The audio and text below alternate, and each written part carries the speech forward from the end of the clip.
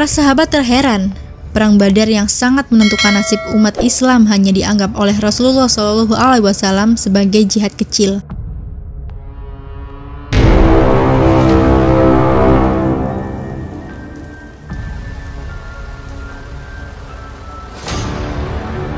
Bismillahirrahmanirrahim.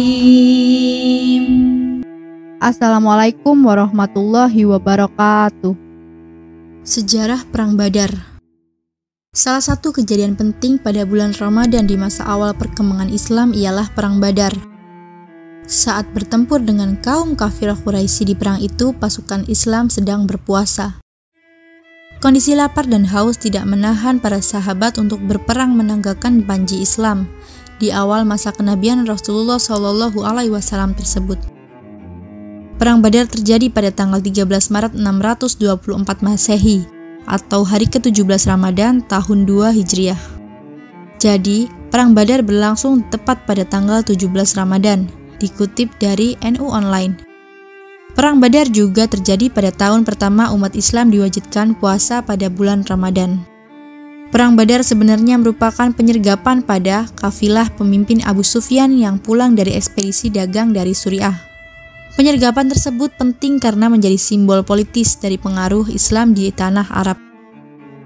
Dalam bukunya Muhammad, Prophet for Our Time 2006, Karen Armstrong menulis bahwa Abu Sufyan kemudian mendengar kabar kaum muslimin bermaksud menyerang kafilahnya. Karena itu Abu Sufyan mengambil rute berbeda, bertolak menjauhi jalur pantai Laut Merah dan mengirim utusan untuk berangkat duluan ke Mekah demi meminta bantuan. Mendengar bahwa umat Islam akan menyerang kafilah Abu Sufyan, kaum Quraisy Mekah menjadi berang.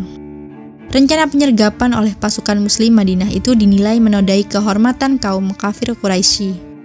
Maka itu kabilah-kabilah di Mekah mereka memasok bala tentara dengan jumlah total 1.000 orang guna menghadapi pasukan Islam yang jumlahnya jauh lebih sedikit. Di antara pasukan Quraisy itu bahkan terdapat kerabat Rasulullah dari kabilah Bani Hashim seperti paman Nabi Abbas bin Abdul Muthalib, Hakim sepupu Khadijah, dan sebagainya. Pertempuran besar dalam Perang Badar sebenarnya di luar perkiraan umat Islam. Sejak awal Nabi Muhammad merencanakan pergerakan pasukan muslim buat penyergapan biasa, bukan demi perang besar. Karena itulah pasukan Islam saat itu tidak banyak, hanya 313 orang. Tariq Ramadan dalam buku Footsteps of the Prophet, Lesson from the Life of Muhammad 2014 menuliskan ketika kedua pasukan berkemah di Badar, tampak sekali perbedaan kekuatan antara tentara Quraisy dan pasukan Islam. Ketika melihat besarnya tentara Mekah, beserta banyaknya persenjataan, zirah, tombak, pedang, dan alat-alat tempur yang lengkap, Nabi Muhammad SAW sempat menangis dan lalu bermunajat dengan membaca doa. Ya Allah, jikalau rombongan yang bersamaku ini ditakdirkan untuk binasa, takkan ada seorang pun setelah aku yang akan menyembahmu. Semua orang beriman akan meninggalkan agama nan sejati. Setelah itu Nabi Muhammad SAW merancang strategi perlawanan.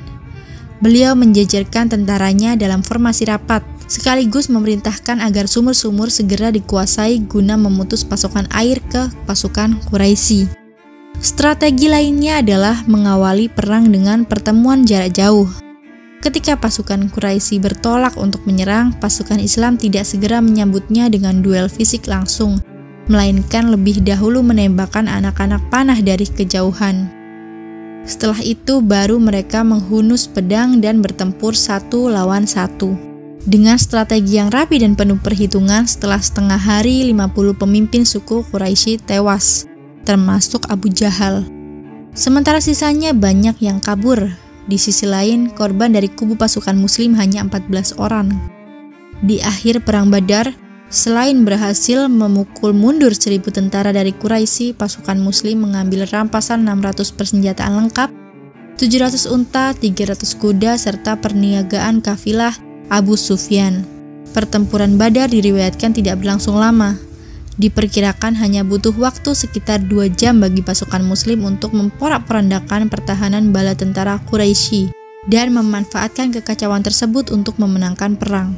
Sekembalinya dari Badar, dalam perjalanan pulang Nabi Muhammad SAW mengucapkan hadis yang sangat penting, yaitu kita baru kembali dari jihad kecil, peperangan Badar, dan menuju ke jihad besar. Para sahabat terheran, perang Badar yang sangat menentukan nasib umat Islam hanya dianggap oleh Rasulullah SAW sebagai jihad kecil. Menanggapi hal itu, sahabat pun bertanya, apakah jihad yang lebih besar itu, wahai Rasulullah? Lalu beliau pun menjawab, jihad melawan hawa nafsu. Menundukkan hawa nafsu adalah hakikat dari jihad yang sebenarnya.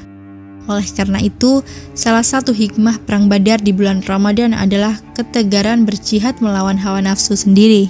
Kendati demikian, sebenarnya pada saat terjadi perang Badar ada ruksah atau keringanan bagi umat Islam untuk tidak berpuasa.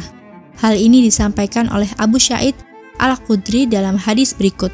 Kami berperang bersama Rasulullah SAW. Di antara kami ada yang berpuasa, ada pula yang berbuka. Orang yang berpuasa tidak mencela orang yang berbuka dan orang yang berbuka tidak mencela orang yang berpuasa. Haji riwayat Ibnu Mulaqin. Sekian dari sejarah Perang Badar yang dimenangkan oleh umat muslim. Terima kasih sudah menonton video hari ini. Jumpa lagi di video selanjutnya. Wassalamualaikum warahmatullahi wabarakatuh.